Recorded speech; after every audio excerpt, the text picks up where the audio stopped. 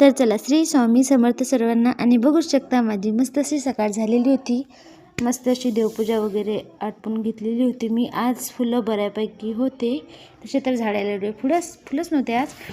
तर मस्त असे बऱ्यापैकी फुलं वगैरे होते. मग मस्त असं मला आज करायचं होतं ताकातलं बेसन.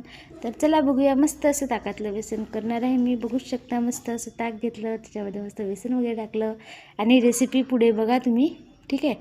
तर मस्त मग तोपर्यंत चहा वगैरे घेऊन घेते म्हटलं छानपैकी. चला या चहा घ्यायला. तर बघू शकता मस्त असं ताकातल्या बेसनसाठी मी काय काय घेतलेलं आहे ते. लाल मिरचीचा ठेचा घेतलेला आहे, परत कोथिंबीर, लसूण अद्रक पेस्ट घेतलेली आहे. आणि मस्त अशी फोडणी वगैरे देऊन माझी झालेली आहे. आणि बघू शकता बेसन किती छान झाले. तर बघूया मेनू. तर मेनूमध्ये आहे मस्त असं ताकातलं पिठलं, मस्त अशी छोलेची चटणी, सलाद, आणि त्याच्यासोबत मस्त अशा गरमागरम चपात्या, आणि त्याच्यासोबत मस्त असा गरमागरम राईस. तर चला भेटूया नेक्स्ट व्हिडिओमध्ये. बाय.